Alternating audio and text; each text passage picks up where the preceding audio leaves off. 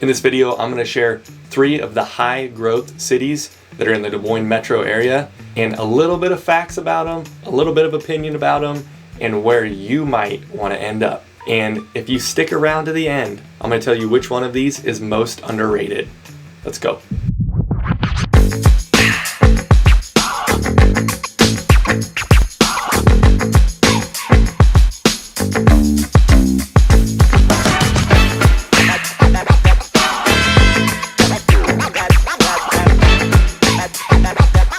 First city on that list, we have Bondurant. Bondurant is one of the fastest growing cities in the state of Iowa, and their growth looks like this. They started in 2010 with around 3,000 people, and so in 2020 the census says it has just over 6,000 people, so a little over 50% population growth. So that is where we're getting the statistic.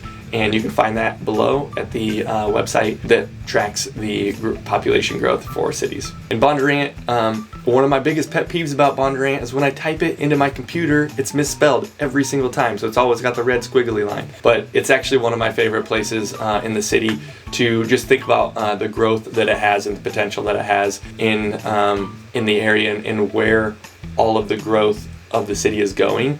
And Bondurant kind of falls right in the middle of that. One of the unique things about Bondurant, and it's on the northeast corner of the city. So if you kind of look at a map and you're looking at Altoona and you're looking at Ankeny, Bondurant's going to be right there in the middle on that diagonal highway. So the one good thing about it is very close. Not one good thing, many good things. It's very close to interstate access. So when you jump on the interstate from Bondurant, you can get anywhere in the metro within 30 minutes, no questions asked. That'd be the most that you're going to spend.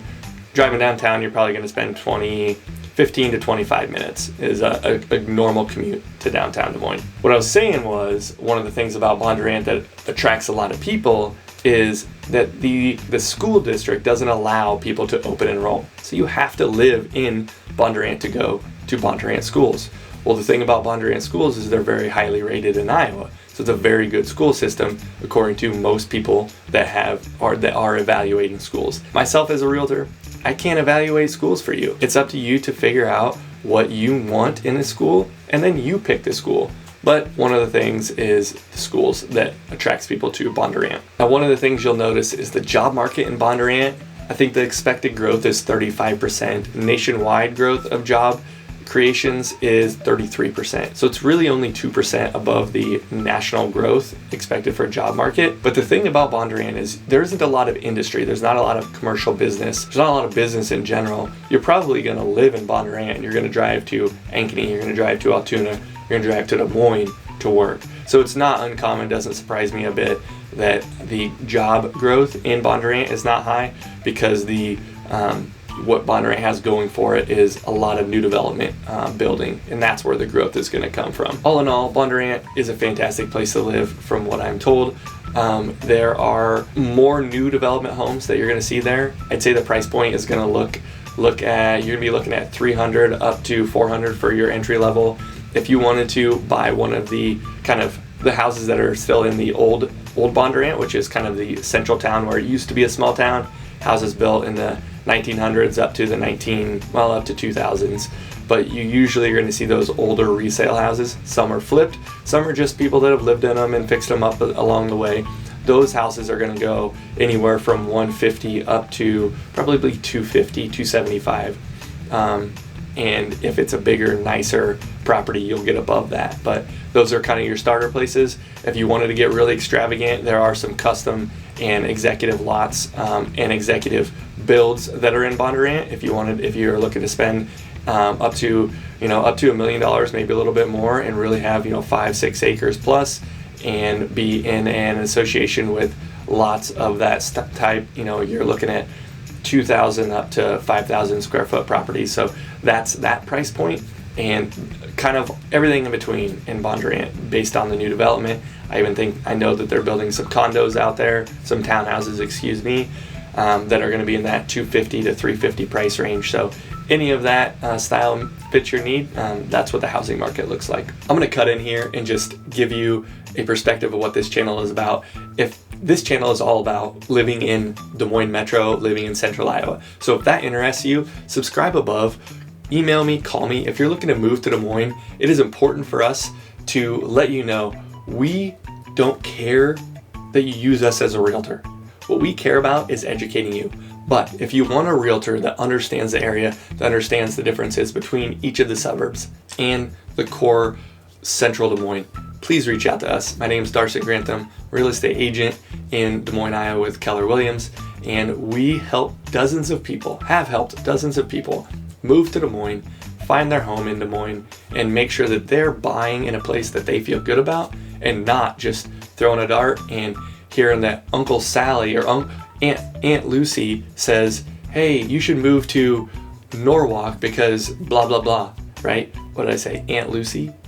Like, what she says is irrelevant. It's what you need, what you want. So please subscribe to this video, watch my content. All we talk about is Des Moines. If you are moving and you need a real estate agent, give us a call. Myself and our team will be happy to assist and walk you through that process. And really, our plan is to hold your hand, give you that white glove service. So again, my name is Darson Grantham, real estate agent with Keller Williams, and here to help you. And second on the list, we have Waukee. And Waukee's population, it grew from 12,300 in 2010, well, from the 2010 census, up above 20,000 in 2020 census. So they have had many more people, percentage-wise, a little bit lower, but more people move to Waukee. And one of the reasons, in my opinion, is Waukee, they started having people move out, kind of like Bondurant is right now, and then the jobs and the business has followed those people. Because that's common sense. Where there are people, there are more businesses. But yeah, so a lot of businesses have grown out there. So there is industry, manufacturing, there is office building space out in Waukee. I think that is one of the reasons that they have grown kind of exponentially over the last couple of years. So percentage-wise, Bondurant has grown more than Waukee, but number of people, Waukee has greatly outpaced Bondurant in the last 10 years. Another thing about Waukee that people like to move to, and you'll see kind of this rhythm, is school district. Waukee is rated in one of the top school districts in Iowa. It's got a lot of accolades, it's had a lot of growth, it's very on the front edge for front running of the ways to teach students and get them prepared for graduation and into college. So that's one of the reasons Waukee has been has had a lot of growth over the last 10 years. Waukee is big enough now that you're going to find any price point that you want in Waukee, from the $180,000 townhome that's probably an older townhome upwards of a $400,000 new townhome. And same thing with the single family. You're probably not going to find a single family resale for under $200,000. You're probably going to be looking at the $200,000 to $300,000. Even in that range, it's going to go really, really fast because there are people wanting to buy in Waukee. And if you were looking at the new build, your starter homes are probably going to be at the $350,000 upwards of $450,000 mark. And then above that is kind of your preference in what you're looking at a house. There's a couple $1 million houses in Waukee, depending on what you're looking for, kind of executive lots, executive properties. There is not a lot of acreages in Waukee, so you're probably not going to see that. If they do come up, they're going to go for a hefty price because you're competing with other people, and there's just very few people that want and can afford those acreages. They're willing to pay more for that type of house, which is kind of just your supply and demand economics. So that's kind of your summary of Waukee. Great place to live, a lot of amenities, commute. We didn't get into commute because it's also really close to interstate. A commute to downtown is probably going to be 30 to 40 minutes, depending on the time of day, maybe a little less. And to Jordan Creek Parkway, you're going to have a really quick commute if that's where where you're working at, or kids go to daycare there, anything like that. So yeah, there's your summary for Waukee and why the growth is happening. My perspective on it, I think it will continue. There's just a lot of new development that's out there. There's a lot of land that can be developed. So unless builders stop building and permits stop getting pulled, I just don't see that decreasing anytime soon. Last but not least is Grimes.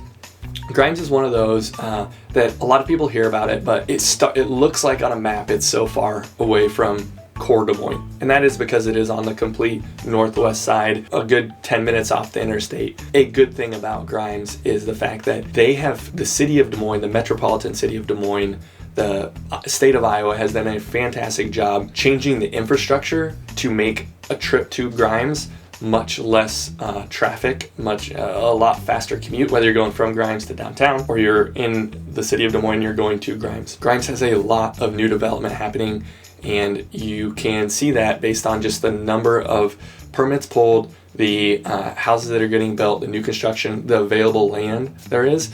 So if you are looking to build, Grimes is an area that you'll want to consider just because of the availability of lots, the vast choices that you're going to have, whether it's a custom build or you're looking to go with one of the local or one of the vendors or builders that are currently building. Those are great options. Again, price point there anywhere from you're probably not going to get anything under $200,000 unless you're looking at a townhome, which then you could maybe.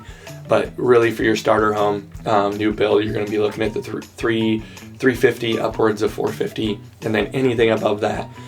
Grimes probably has the most of, Bondurant might too, but they have a lot of executive lots or larger, acreage type lots that you could build on and build that custom home. Grimes is an interesting one with school districts because it's actually a part of a Dallas Center Grimes. So there's a couple small towns around Grimes that all fit into the Grimes Dallas Center School District.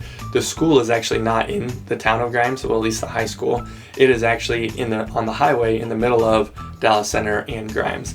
So if you do live on the southwest side of Grimes and your kid's gonna have to drive to the school, it's gonna be a little bit of a commute for that 16, 17, 18-year-old. So whether you're okay with that or not, I think it's important to kind of think about one of the main places your child is gonna drive. They are gonna have to drive to the high school. So it's not just Grimes, it's even further away from the city. Now, in the beginning of the video, I told you I was going to tell you which city I thought was most underrated. And all three of these cities have a lot of growth, a lot of opportunity, and a lot of potential.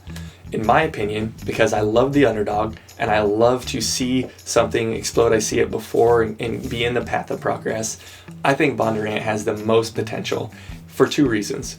One, because it just looks like Aukee did 10 years ago, right? So it currently has 6,000 people. 10 years ago, Aukee had 10,000 people, and it's kind of in that path of progress. You have Ankeny, this is my second reason. You have Ankeny kind of pushing it from the west, and you have Altoona pushing it from the southwest. And between those two, kind of pushing together, building infrastructure, building business, building houses, building places that people want to be, that's going to make Bondurant a more desirable area for people to move to. And that's why I think the growth is going to explode over the next 10 years, percentage-wise, people-wise, above places like your Aukee and Grimes. I could be wrong, and we'll see. In 10 years, this video will be out there, and we'll see if I am wrong. But that is why I think Bondurant is probably the most underrated city in the next 10-15 years. Now, if this video brought you value, click on this video right here. I think this city, which is Ankeny, I think it got overlooked on this list. I think it could have been on this list. So check out this video, everything you need to know about Ankeny. We did a vlog on it, all about the city. Let me know if you think Ankeny should have been on this fastest growing city list.